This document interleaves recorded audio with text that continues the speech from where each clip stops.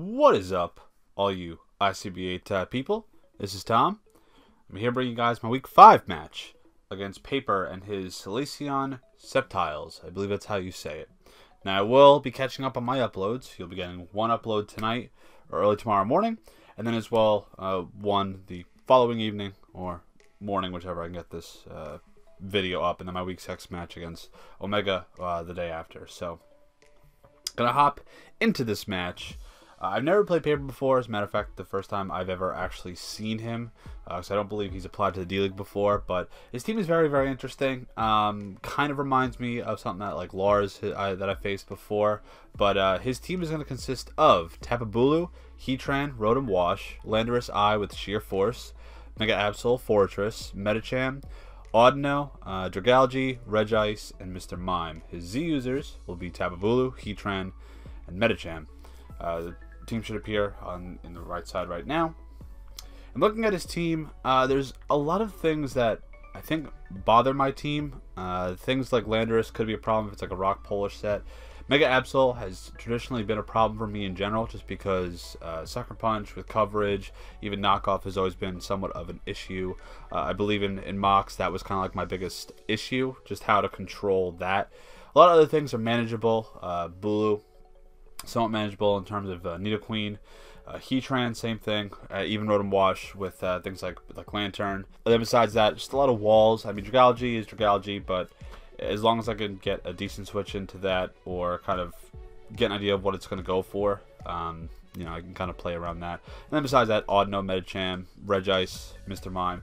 I don't have the best switches to Medicham, just because like Psychic fighting coverage really kind of bops my team, just in general. But there are ways to play around it. So we're going to hop into my team real quick.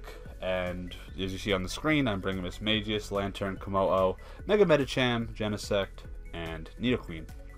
So first we're going to talk about Genesect. Genesect is going to be a Scarf set, which has been somewhat of an expectation for how Genesect has been run, but I really can't complain about a Scarf U-Turn set. This week it's going to be running a mix set: U-Turn, Iron Head, Flamethrower, and Ice Beam. It's going to be max attack because I really want to get a lot of damage off with U-Turn, especially against Mega Absol. This is going to be my check to outspeed it, and then as well just to blast it, because if it comes in, or if Medicham comes in, or you know, if Rotom washes in, it's not very likely that things can take a +1 attack, or even just neutral U-Turn. His team just doesn't like it, and it provides me momentum that is, you know, key to making sure this team clicks. Flamethrower is there for the Fortress, and Ice Beam is there for the Landorus, in case that was also here. If Landorus was Scarfed, yeah, it could have HP Fire, but I'd be able to kind of see that, maybe scout for it, based on how he'd bring it in. So, a little special attack, that's just to ensure KOs, which I don't really think Genesect needs, because obviously the walls that be taking those hits, not too good. Now, as long as Heatran's alive, I will just be clicking U-Turn, because this thing really can't touch Heatran, period. So just go U-Turn out as long as Heatran stays alive. And next we have Mega Medicham. Mega Medicham is just going to be a Jolly Nature set. It's going to be running 3 attacks with Bulk Up. It's going to have Drain Punch and Z Headbutt, Bullet Punch, and Bulk Up. Bulk Up is there if I get to +1 attack and defense at any point in the match, and he tries to bring Mega Absol to Revenge Kill, I will be able to live a Play Rough or even a Knockoff, and then knock it out and get all the HP back with Drain Punch. Now Zen Headbutt is there to hit things neutrally. Just has very good coverage for the vast majority of the team. Drain Punch is there for solid recovery for things like Heatran, and even its neutral Fortress, and does hit hard versus Rotom. Now, even when we look at Mr. Mime, you see it on the screen, Bullet Punch is there in case he's running somewhat of a, I don't know, defensive or Life Orb or some bullshit. Mr. Mime, Bullet Punch there, just straight Oko. Mr. Mime, because it's just, what's the word, weak. So even if he tries to switch it in, as a switch into Mega Medicham, Drain Punch plus Bullet Punch just knock the fuck out. So this thing is just out there to outpace, I believe, a max speed Heatran, maybe even max speed Medicham, just to ensure that I have that upper hand. Now if he's Scarfed, I was goes out the window, but it doesn't matter. I can outspeed that, and then it's just going to hit really hard. So next up we have Nidoqueen. This is going to be a defensive Piapa Berry set. This is to ensure that I have at least one switch into a Zen Headbutt, Medicham, or Absol, or Psychic Landorus, things like that. Because as you can see, I have Roar to kind of, you know, get any sort of setup bullshit out mainly being like Landorus or Bulu, things like that. But also have Sludge Wave for, you know, good coverage. Earth Power sending good coverage. Stealth Rock is a necessity to get up because I really want to get chip damage against Heatran, against Rotom, against, you know, Landorus, Mega Absol, things like that. And there's enough speed to outpace, I believe, a speed creeping Heatran for Nidoqueen. Now, if he's faster than that, so be it. But for my purposes, as long as I can kind of just invest enough speed while it's still being bulky in order to maybe knock it out with Earth Power and surprise him, that's pretty much the purposes of Nidoqueen. Just kind of wall, get up rocks, and die.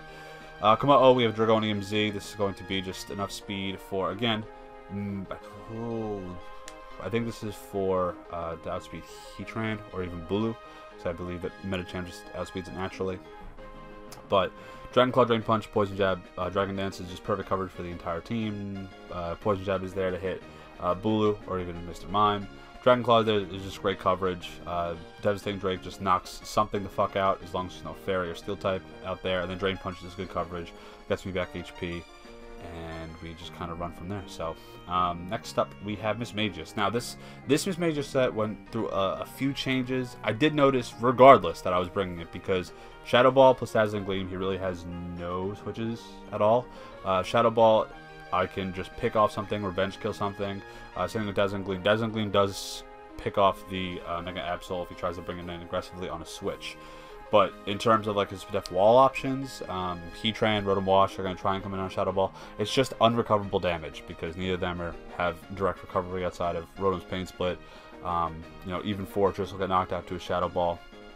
Like Odd No is a good switch into it, but that's kind of what I have Taunt for, so there's no Wish bullshit shenanigans that can knock me off, but it's kind of what Color Berry is there for. And the Color Berry is in order to take a Sheer Force, Life Orb, knockoff from a Landorus, then I can click Icy Wind, slow it down, or even knock it out based on how much rocks damage it's taken.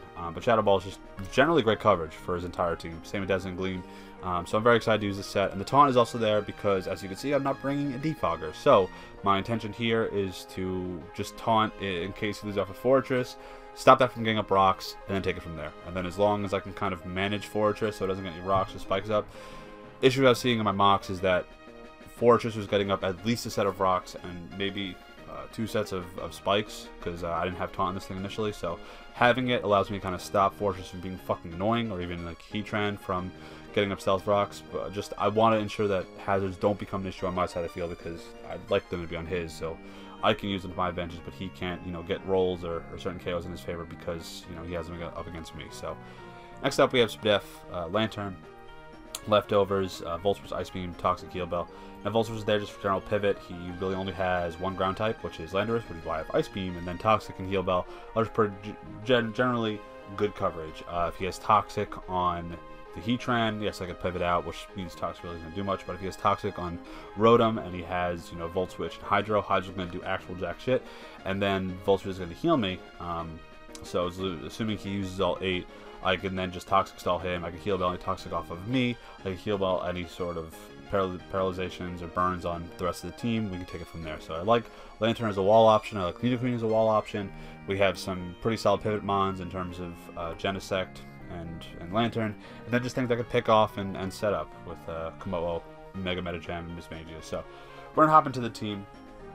Again, we see his 6 are Fortress, Rotom Wash, Heatran, Medicham, Mr. Mime, and Mega Absol. Now what I expected personally was not these 6. I actually thought that he would be bringing Landorus and Bulu over the Mr. Mime and I believe the Medicham. Now Medicham was not a bad bring, and neither was Mr. Mime.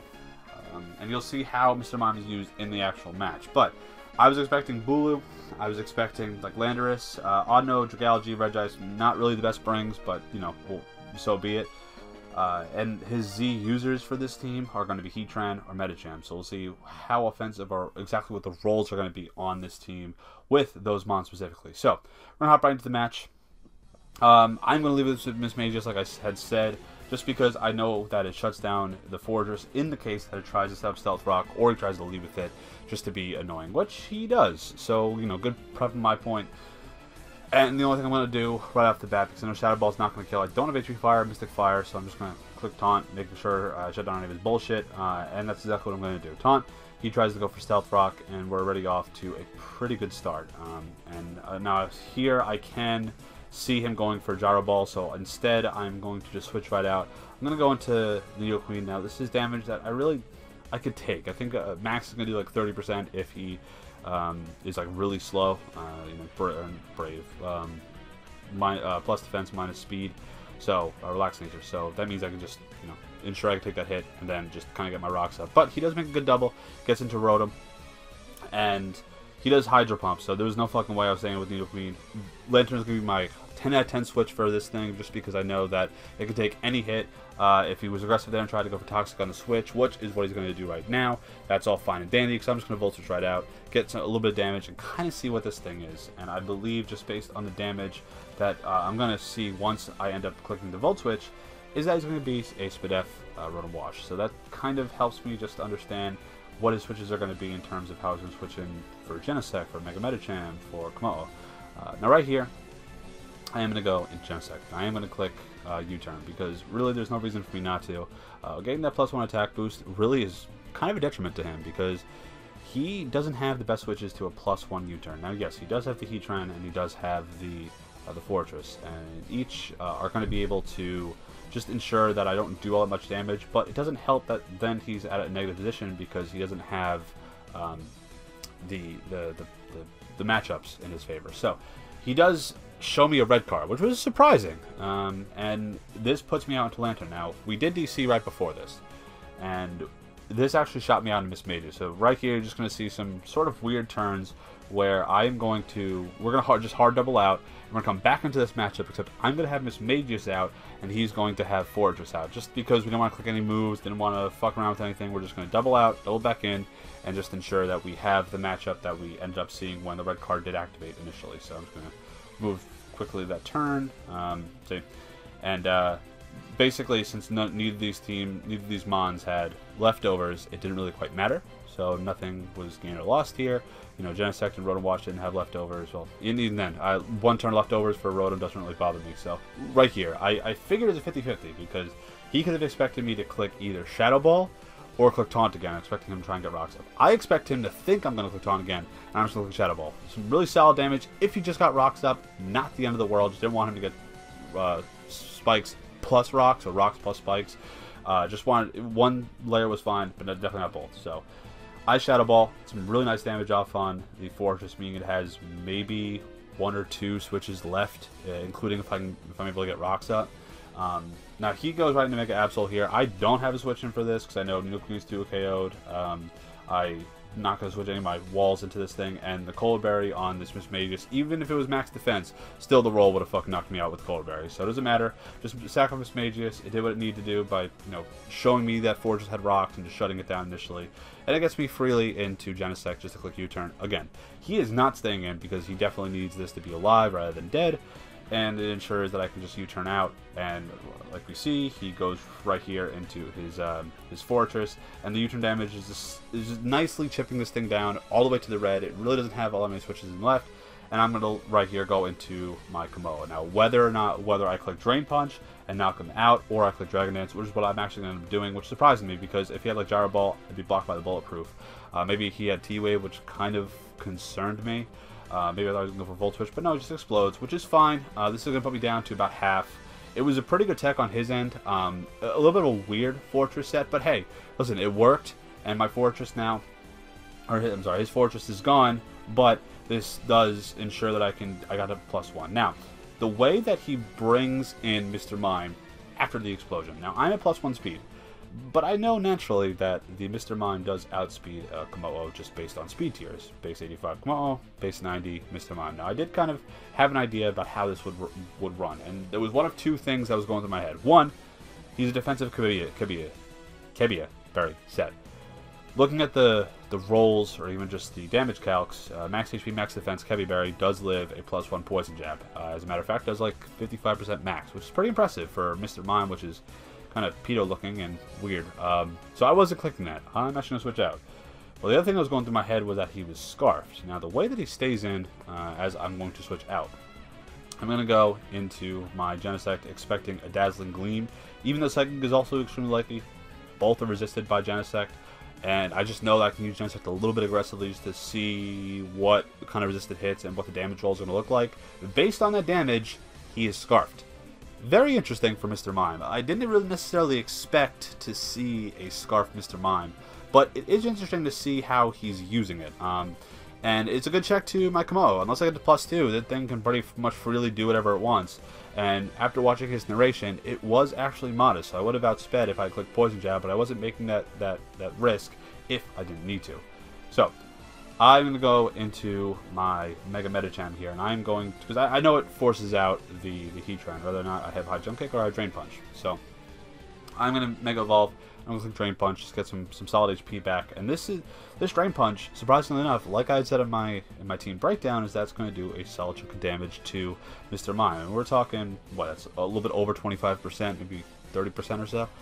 And I know right from there, I Bullet Punch him and knock it right the fuck out. I know he's Scarfed, doesn't matter. Get the fuck out of here, you weird looking clown, and you're gone.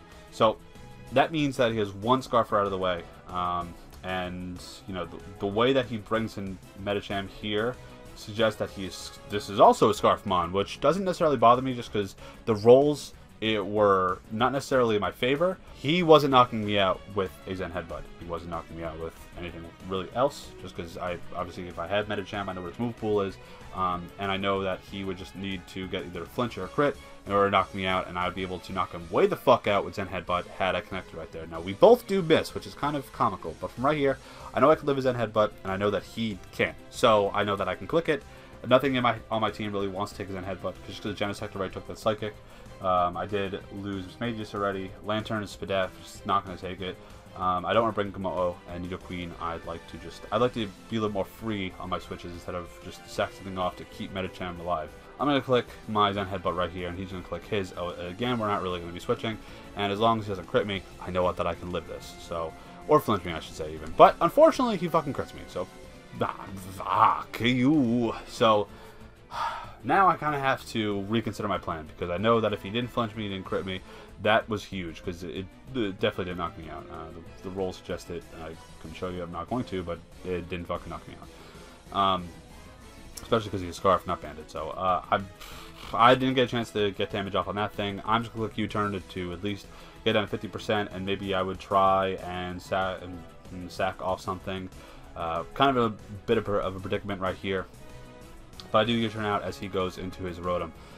I believe I'm going to either click Toxic or I'm going to click Volt Switch. Because right here, I'm not reeling per se, but I definitely have to adjust what the switches are going to be moving forward. Because Mega Medicham was a buster for a lot of his team. He really didn't have the best switches. I mean, Mega Absol obviously could, you know, it could knock me out, but he was going to lose his Medicham there, lose his double Scarfers, and then from there, had I preserved my Mega Medicham, I just fucking knocked things out left and right. So, whatever. We keep moving on. He misses a Toxic, I believe, or Hydro, I should say. So I'm going to Toxic, or I'm just going to Volt Switch right out on him, and go back into my Genesect here. Kind of the nice thing about a slow Volt Switch is that it allows me to pivot out as he would try to, but I know that he can't. So he's going to go right back out into his Heatran, and I think right here I'm going to go into my Nidoqueen, or maybe even my Komodo. Yep, there it is, yep. So Komodo here just allows me to get a free Drain Punch off. I know I can probably KO him from this range, especially if he is not Max HP, Max Defense, which doesn't seem likely based on the matchup. I think Max HP, Max Special Defense was likely. We do see that I knock him out. We can get a very, very solid chunk of HP back, which did kind of, you know, it pleased me to see that, because after, you know, the explosion damage, I was glad to be able to knock out the Heatran for free there. So he's going to go into Medicham. I know this thing is Scarfed. I know it's going to click on Headbutt. I really don't have switches for this, but I know my game plan from here. Anyway, I know I have still the Yappa Berry on Nidoqueen. I definitely was going to preserve that because I'd like to either use it on this or on the Mega Absol, because I know I can live any hit that's going to go for us. I mean, again, he doesn't flinch or crit me. And Genesect can just keep turning out, and I could constantly keep that cycle going just to pressure him to make switches or to have something take damage, because we saw how he used Fortress, we saw how Heatran is now gone. We saw how Fortress was taking that damage. And Mr. Mime is gone, so I can just keep that cycle going and ensure that I can just knock things the fuck out. But right here, I am just going to click Devastating Drake because there's no reason for me not to. I don't have a switch into Zen Headbutt. I'm not going to try and break something in to take damage and then try and let him, you know, knock me out thereafter. Just click Devastating Drake. If he misses, he misses. If he knocks me out, I still have a game plan to go from here. So I'm going to click Devastating Drake, and we're going to see what happens. He's going to click Zen Headbutt, and fuck you, you miss! God, I was, like, I sat there, and while it is kind of, like, mean to say, like, fuck you, as I saw the miss, I was like, that is justice for critting Mega Medicham. So the crit against my Mega Medicham definitely mattered, and the miss there against my Komo'o also mattered. Unfortunate, definitely kind of shitty that, yeah, both mattered, because he would have knocked me out, but because he missed, Devastating Drake just knocks him way the fuck out, which I was kind of happy to see after he destroyed my Mega Medicham, so whatever. He's gone. He brings in his Mega Absol here. Very surprisingly superpower. I was actually expecting to play rough because it did have the great coverage against the rest of my team. We saw that it you know, he could knock off my Nidoqueen. It fucking destroyed Komo'o, or a whole family of Komo'os. But instead, he doesn't have it. He goes for superpower because it's not stabbed. It's not really that strong against against Komo'o. I just click Drain Punch as he doesn't knock me out, and I kill him with at -1 defense with Drain Punch, or I would kill it anyway. And then I'm going to click Dragon Claw and Drain Punch to pretty much close out the match right here. His Rotom can't really do much. We see it has Discharge, Volt Switch, Hydro, and Toxic. It's an okay set. But it definitely couldn't take on Lantern, and if it was a matchup between Rotom and Lantern at the end, Lantern was winning that 100 times out of 100 because I could bypass any of his toxic bullshit. He couldn't really touch me, especially once he runs out of Hydros, and then Volt Switch Discharge is actually healing me, so and I could progressively weaken him with Toxic myself, so that's going to be the match, and I do end up winning. We actually end up winning 4-0, which after that Mega Medicham crit, I was not sure was actually going to be the outcome of this match. So I'm very excited, and we do end up now being, I believe, 4-1. Our only losses have come to Matt O'Shea. After 2 forfeit wins, a very solid win here, we go into arguably one of the most important matches of this season. That's going to be the match for the #1 seed, going up against a Mega Jolteon. If I didn't say that I was nervous, I'd be lying, because you guys have never seen this match before. But I have played a Mega Jolteon before, and that was back in the PPL, which didn't really do well. I uploaded 1 match, and then the matches thereafter were just kind of eh. I played Jack, which I uploaded. Then I played Mega Jolteon, which the match was okay. He actually ended up having a AV Mirror Coat Suicune, which pretty much, well, first of all, it froze my Komo'o, which fucking sucked. Because I was going for like Taunt, or even just like, I believe, Clanging Scales to see what kind of damage. And if I had seen that it was a AV set, I wouldn't have brought in Gengar, which then he knocked out with a Mirror Coat, which just derailed my entire fucking team. And if we're being honest, the PPL team was kind of and I ended up losing. So I do want to get my revenge against him, because now it was a very fun match despite the loss. But here with my team, with how I've been building and how comfortable I've been with this team, I do 100% want to get a victory, because it's just something that I would like to get my revenge for. So we'll see how that goes. I'm very excited to play him in the upcoming week. GG to Paper, which I know I haven't said yet. He did play extremely well. The double Scarfer was very, very intimidating had I not prepared correctly for it. Obviously, the crit against Mega Medicham mattered. The miss against my Komo'o, which allowed me to KO Devastating Drake, that mattered. It equals out, kind of. I believe that there was still kind of a power position in my favor to be had at that point in the match, just because I did have kind of an upper hand in terms of what was going on and how the match was being handled. So, you know, just call it what you will. It sucked, but hey, it's the game we play. So, again, GG to him. Very fun match, and I definitely hope to play him again in the future. His team is very well constructed. A bit weird, but hey, if it worked, and it was very threatening to prepare against. So, we're going to go into next week, which you guys will see the match tomorrow. And I hope you guys are excited. I know I am as well. And I would like to definitely get a W against a Mega Jolteon and get my revenge. So, that being said, let me know what you guys think down in the comment section below. Let me know what you guys think of the team that I brought. Let me know if you guys are excited to see me play the actually, now number 2, because I'm number 1 in our division, the Moon Conference. conference. We're both in the Moon Conference. We're 1 and 2. So this is going to determine who is actually number 1 and actually number 2. So very excited. See you guys for the next match, which I'll be narrating right now. So bye.